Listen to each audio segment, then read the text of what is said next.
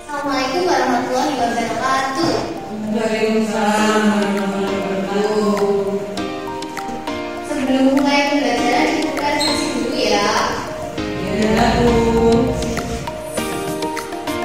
Nova Aziza, Ada, Bu. Iska Amelia, Ada, Bu. Audatul Hikmah. Masih izin, Bu, ke kamar mandi. Oke. Gimana kabarnya semuanya? Baik, Bu. Kok agak semangat ya ini ya? Lawan dan terakhir. Oke, jadi sebelum mulai pembelajaran hari ini kita ice breaking dulu ya, biar semangat.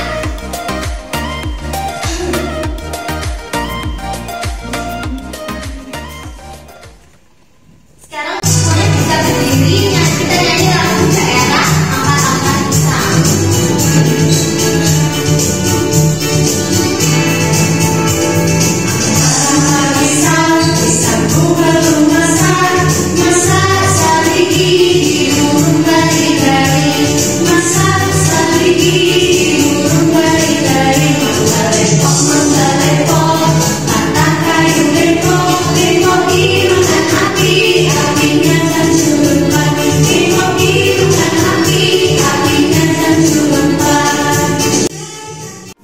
Hari ini kita akan belajar tentang perubahan masyarakat akibat penjajahan bangsa Barat. Sebelumnya, siapa yang masih ingat materi yang dijelaskan di pertemuan kemarin?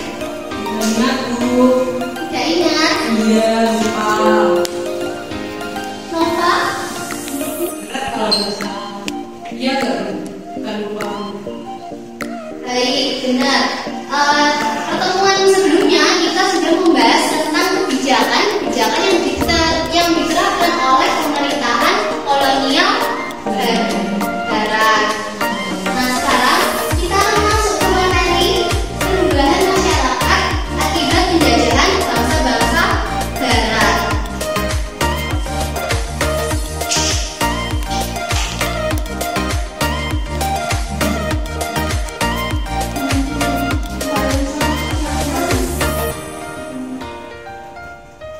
Jadi tujuan pembelajaran kita hari ini yaitu setelah diskusi kelompok, peserta didik itu mampu untuk mengetahui dan memahami perubahan-perubahan masyarakat akibat penjajahan bangsa Barat dengan baik.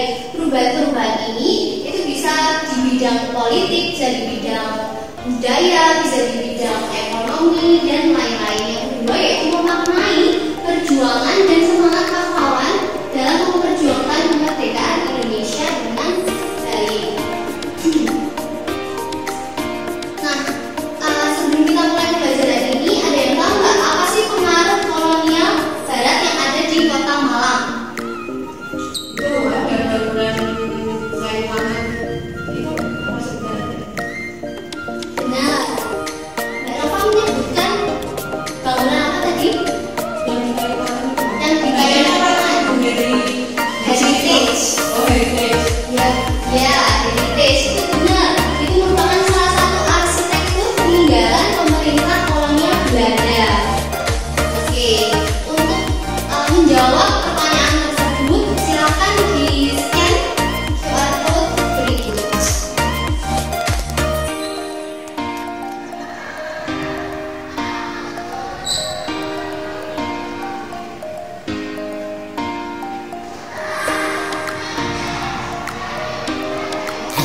Sudah.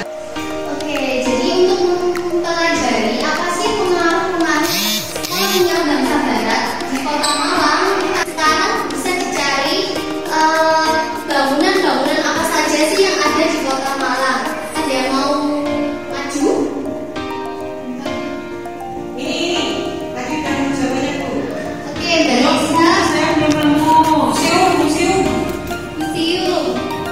Oke, di sebelah mana museum? Apa nomor 2? Di Ya,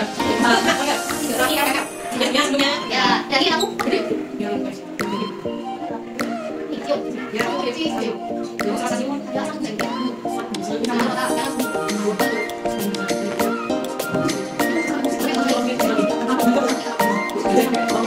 Ini adalah peninggalan-peninggalan yang ada di Kota Malang. Salah satunya itu ada museum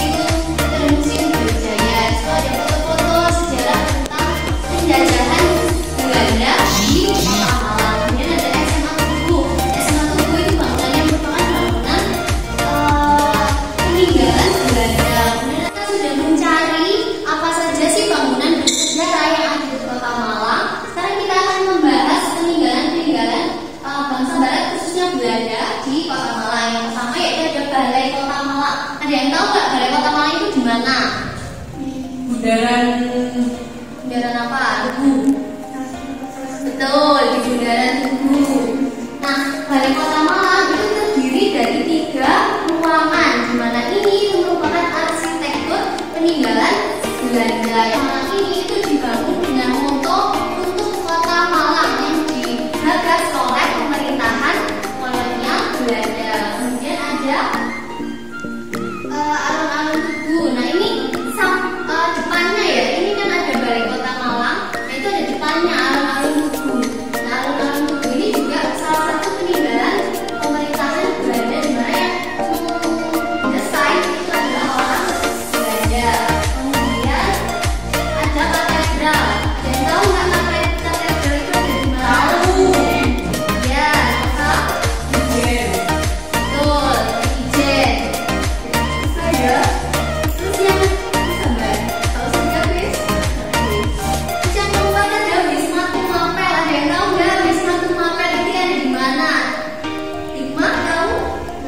Nggak tahu. Rizka tahu? Nggak tahu tuh, belum pernah ke sana. Belum pernah ke sana. Terus ada Aziza. Kenapa Aziza? Tahu nggak? Tumapel itu apa sih? Ya benar, Tumapel itu nama kerajaan, tapi di situ lebih ke nama jalan ya. Jadi dia dekat jalan Tumapel. Jadi Wisma Tumapel ini ada di sebelahnya Splendid. Tahu kan Splendid Pasar Gendong? Oh iya. Nah, di Itu situ. bukannya pasar Gendong? Ya, tapi itu ada di sekitarnya, di sekitarnya kalau nggak salah. Sekitarnya Splendid. Nah ini dulunya itu namanya Hotel Splendid. Gitu. Nah sekarang tempat ini tuh dijadikan sebagai tempat wisata, biasanya untuk foto-foto. Kalau misalkan mau foto album itu biasanya anak-anak pergi ke Wisma Tumapel. Bisa juga ini digunakan sebagai tempat uji nyali, karena bangunan ini tuh sudah lama kosong. Kenapa kosong? Ya angker, karena dia itu ada apa ya, kayak perpindahan. Ya, ada perpindahan kepemilikan bangunan dari Belanda ke Indonesia. Jadi nggak jelas gitu, makanya dijadikan sebagai bangunan peninggalan sejarah. Kemudian ada Rumah Sakit Lavalet. Ada tahu kan Rumah Sakit Lavalet? Kalau misalkan kalian pulang, itu kan melewati Rumah Sakit Lavalet. Ada di dekatnya SMP 5. Nah, Lavalet ini itu dulunya juga rumah sakit milik kolonial Belanda. Jadi nama Lavalet ini itu merupakan nama pendiri, nama pemegang saham terbesar orang Belanda yang dinamakan dengan RS Lavalet. Ada yang mau ditanyakan? Belum. Belum. Oke. Nah sekarang untuk lebih memahami apa sih pengaruh di bidang politik itu tadi kan pengaruh di bidang arsitektur ke budaya ya. Jadi kita sekarang akan mempelajari pengaruh di bidang politik, geografi dan lain-lain. Maka sekarang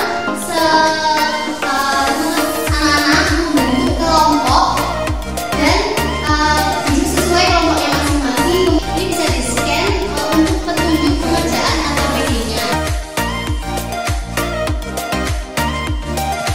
Sekarang XKPD-nya dibagi ya.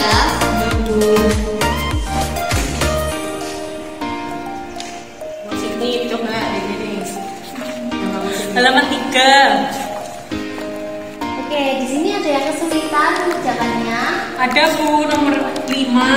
Nomor 5, silakan buka dulu halaman.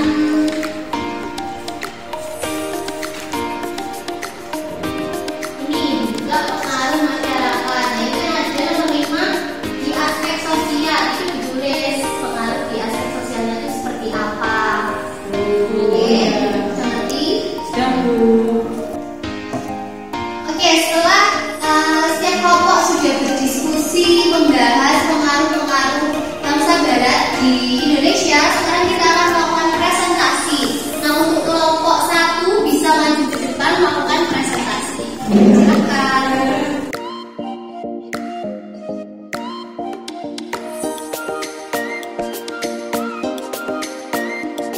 Assalamualaikum warahmatullahi wabarakatuh. Waalaikumsalam warahmatullahi wabarakatuh. Kami dari kelompok 1 akan mempresentasikan hasil dari diskusi kami, yaitu tentang pengaruh kebijakan pemerintah sosial Belanda. Oke. Yang pertama, saya akan menjelaskan dampak positif dari kerja Dodi, yaitu adanya pembangunan infrastruktur dan rakyat menjadi mengenal banyak tanaman dan cara mengelola. Lalu dampak negatifnya adalah kesengsaraan, rakyat merasa Dari kelompok kami, Assalamualaikum warahmatullahi wabarakatuh. Waalaikumsalam warahmatullahi wabarakatuh. Terima kasih kelompok 1 atas presentasinya, sangat baik sekali. Sekarang kelompok lain boleh tepuk tangannya untuk kelompok 1. Oke, setelah mempelajari materi tentang perubahan masyarakat terhadap penjajahan kolonial Barat, sekarang ada yang bisa menyimpulkan pembelajaran hari ini? Silakan, Rizka. Kesimpulannya adalah pengaruh kolonial Barat yaitu perluasan pembangunan lahan, kesadaran individu dan organisasi, pengenalan tanaman baru, penemuan tambang-tambang, transportasi dan komunikasi, mengenal ruang dan juga perubahan dalam pendidikan. Baik, terima kasih. Sekali lagi tepuk tangannya dong.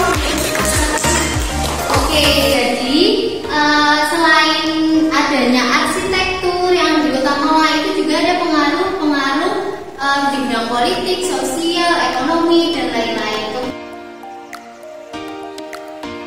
Nah, setelah kalian tadi membahas tentang peninggalan bangsa Barat di Kota Malang, apa sih yang kalian rasakan? Mengenal lebih banyak banyak bangunan peninggalan. Baru tahu aja Bu, ternyata itu bukan asli buatan orang Malang. Oke, terus ada lagi yang berpendapat apa yang kalian rasakan ketika ada bangunan penjajahan di Kota Malang? Berarti kan Kota Malang ini pernah dijajah. Apa yang kalian rasakan?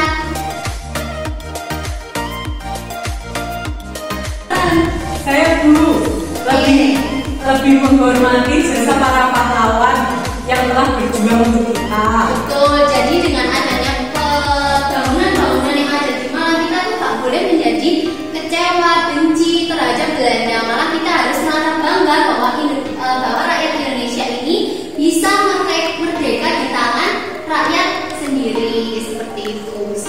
Berdasarkan pembelajaran hari ini, apa yang kalian rasakan? Senang, sedih, capek, atau gimana? Senang. Senang, oke. Ada yang mau ditanyakan lagi? Belum. Tidak ada. Jadi di pertemuan selanjutnya kita akan membahas materi tentang pendudukan Jepang ya. Jadi habis Belanda kita akan bergeser ke pendudukan Jepang. Sampai situ jangan lupa dibaca lagi materinya sebelum kita ketemu lagi besok. Iya, Bu. Oke, terima kasih atas pertemuan hari ini. Saya ucapkan mohon maaf kalau ada kesalahan. Wassalamualaikum warahmatullahi wabarakatuh. Waalaikumsalam warahmatullahi wabarakatuh.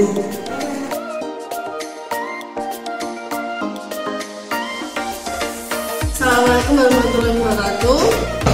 Saya akan menyampaikan hasil observasi pembelajaran dengan metode culturally responsive teaching yang telah dilaksanakan oleh rekan kita Nafisa Dinilaya.